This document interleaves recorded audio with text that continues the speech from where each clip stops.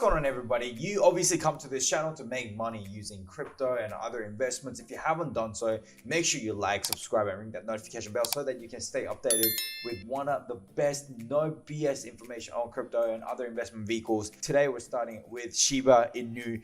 News rises 17% after Elon Musk dog tweet. It's really interesting to see how the cloud of Elon Musk changes over time. My Shiba Inu will be named Flocky, and then that basically got the market shooting up. 17% obviously is not a big deal for a really low market cap coin like this one. I mean, we're looking at price increases from 0.000006771 to 0.000007935. So that's not a big jump, I'd say, for a small cryptocurrency like that. It could just be from a quick little volatility that may have been experienced from the crypto market in general, because as you know, Bitcoin and Ethereum, a lot of the options have expired over the weekend. But the point I'm trying to drive home right now is that the influence that we're seeing from Musk is decreasing. And Vitalik actually commented on this as well, that we do have disruptors like the Elon Musk in the cryptocurrency world, but the thing is, his influence on the market will inevitably drop as the market gets used to his sentiments along the way. So I think, having said that, he first influenced Bitcoin, which is a blue chip giant on the cryptocurrency market, and then he started affecting the Dogecoin market, and then now is affecting the Shiba Inu market. And I think very soon he'll probably lose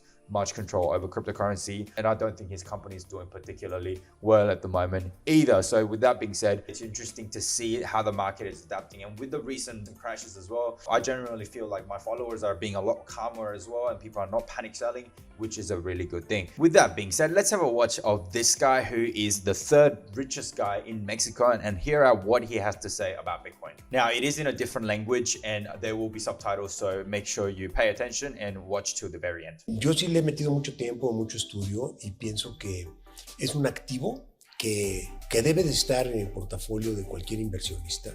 Es un activo que tiene valor internacional, que se cotiza con enorme liquidez a nivel mundial y que por eso debería estar en cualquier portafolio. Punto.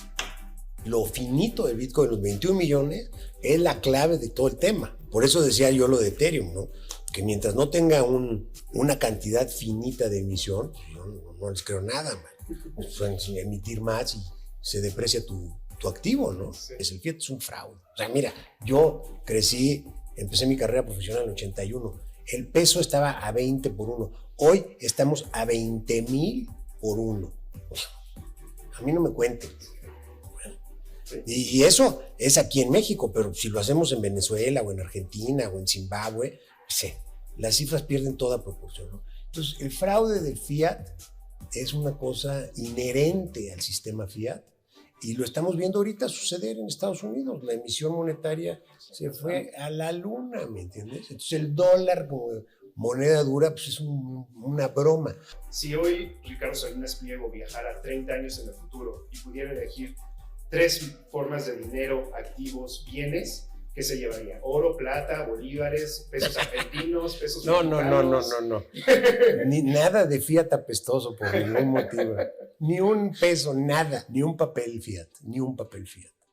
Sí, definitivamente. No, yo sí me llevaría los bitcoins. Unos bitcoins. Sí. We see Ricardo, one of the wealthiest men in Mexico, obviously very bullish on Bitcoin. The key thing here is that we are looking at a limited supply of Bitcoin that no government can actually print any more of. I mean, look at the pesos from 20 to 1 to 20,000 to 1 US dollar. That is an amazing ratio. Exactly right. Why would you hold any cash into the future? The great thing about the investment methodology that this person is taking on board is that they are looking at it in terms of holding Bitcoin for the long term. If you are looking at Bitcoin and you want to know when the next price pump is going to be, if you're looking at altcoins and you want to know what's going to make you money in the next week, that's the wrong way to do it. That's not how this guy got rich. So make sure you follow the big boys and how they do business right now. Having mentioned that, let's have a look into some of the interesting coverage on XRP. There is a high profile analyst is doubling down on his massive XRP bet for this bull cycle, even if the asset is showing signs of uncertainty. The analyst Credible Crypto tells his 220,000 Twitter followers that he believes XRP could be bottoming out against Bitcoin as it finds support around 0.000015. This is not the price of XRP, but this is the price of XRP on Bitcoin. So if you look at the actual graph at the moment, Some calling for new lows XRP BTC. While it is technically impossible, I think a reversal of this region makes more sense considering XRP USD is on major historical support, and that's exactly right. So it's very interesting to see some of the very bullish sentiments out there for XRP. It is at a crazy price right now, and just on price action alone, I think that XRP will do very well as well. He's holding strong on his massive bet that XRP will hit $20 to $30 before the end of this current bull cycle. Wouldn't that be the day to be alive for? So having said that, I want to move quickly onto Ethereum. The gas fees have been the lowest it's ever been in the 6 months, and that's because the transaction demand has actually reduced. Means that there is less demand for Ethereum at the moment, clocking in around about that $1,900 mark. It was down to $1,800 mark just not too many hours ago. And yes, whilst there's so much fear out there at the moment, and this is something that you should construe as fear out in the market. And when there's fear in the market, what do you do? When there's blood on the street, what do you do? That is how we approach investing here on my channel, guys. Strong hands accumulating Bitcoin in massive amounts, guys, at the moment. Look at the graph. These are how the paper handlers are behaving, and this is how the strongholders are behaving. It's directly opposite how the shortholders are behaving. And you know what? The guys who are actually accumulating at these times are the ones that actually have made big dollars. So do you want to make big dollars or little dollars? Follow the whale, follow how the big boys and then the strongholders are actually behaving in this market at the moment. As you can see, that short-term holders are actually selling out hard in this time of dip, and obviously the long-term holders are doing quite the opposite. While short-term holders are selling, let's emphasize that billions upon billions of dollars worth of capital are flowing into the exchanges in the form of stable coins, suggesting that investors who are staying on the sidelines are getting ready to enter the crypto markets, which is getting quite dangerous. And that's the graph relationship that we see at the moment, and they are about to make some big trades onto the Bitcoin market as well as the other cryptocurrency market. And it's natural that people are going to be spreading out, stretching out their risk curve, investing into those altcoins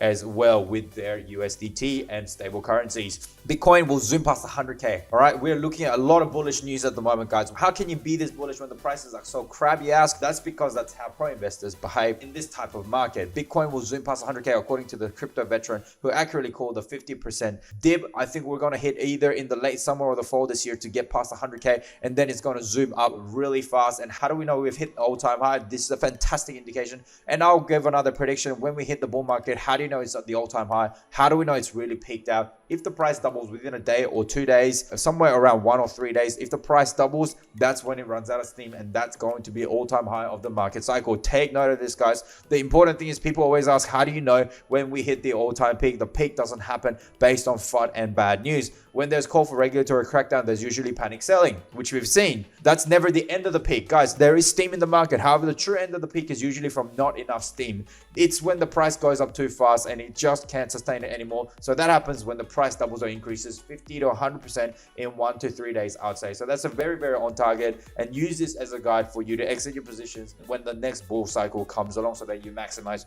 your profits. Further bullish news, El Salvador is going to have to buy around $135 million worth of Bitcoin, which is something that they have to do so that they can give away $30 worth of Bitcoin to every citizen that signs up to their wallet. And you know what? There's an enormous amount of capital and strongholder position that's actually coming to the Bitcoin cryptocurrency market, which is fantastic. We're also seeing that Bitcoin is prevailing sentiment, signaling huge breakout according to crypto analyst Nicholas Merton. Merton takes a look at the fear and greed index. That's one of the best indexes to look at. When there's fear in the market, then that's when you get in. When there's greed in the market, well, then you should be fearful. Fearful when others are greedy, and be greedy when others are fearful. That's the approach that these people are making, and you know what? They tend to do quite well. So when people are generally fearful, we get greedy, and when the general market is greedy, we get fearful. Basically, when the market's raging in this case and everyone's taking heightened risk, heightened exposure to crypto and doesn't really care about the prices they're pegged, that's the euphoria that we want to sell into. And you know what? That can't be any truer. And look, there's a lot of indicators out there. There's a lot of technical training that we can get into, and people are saying that, you know, don't do this, don't do that. I mean, if we just look at, for example, XRP, we're looking at like head and shoulders and, you know, all these different patterns. Whilst I appreciate these patterns very much, it not only serves as a guide, but you should really be looking at where the general macroeconomic factors are heading. So I see a lot of people doing crypto chart analysis these days, and every time I can't help but smile at how silly this is. Here's why charting is mostly bullshit. Here's a nice cup and handle pattern. This shit is about to blow up, right? Whoops, it didn't. I guess you missed that little resistance rejection over here. The truth is, if you look at that chart long enough, you'll see any patterns that you want. Human eye is really good at pattern recognition, and charting is no different than people looking for constellations in the stars, or people who look at the clouds and see a bunch of babies. But there's one way where charting actually works. That's when you have a lot of traders looking at the same exact chart and making the same decision. So charting is kind of the secret language that traders use to coordinate with each other in order to out-trade people who don't know about them. That can work with high volume and low volatility assets like currencies and stuff. But when it comes to crypto, when one person tweet can turn the whole market around, this shit is absolutely useless, which is exactly what happened this week with the China crackdown, which no chart could ever predict. All right, so there's a lot of bullish news out there at the moment. A lot of the big boys are getting into the market. My suggestion is to follow their moves and look at these prices. Why wouldn't you? And you know what? Ride the wave, go long term. Thank you so much for tuning in today. That's the update on cryptocurrency today. Make sure you go follow my socials, go like and subscribe and ring that notification bell so that you can stay updated with cryptocurrency news, so that you can become a better informed investor into cryptocurrency and everything else that I talk about in this channel. Thank you for tuning in, beautiful people. I'll see you in the next video. Peace.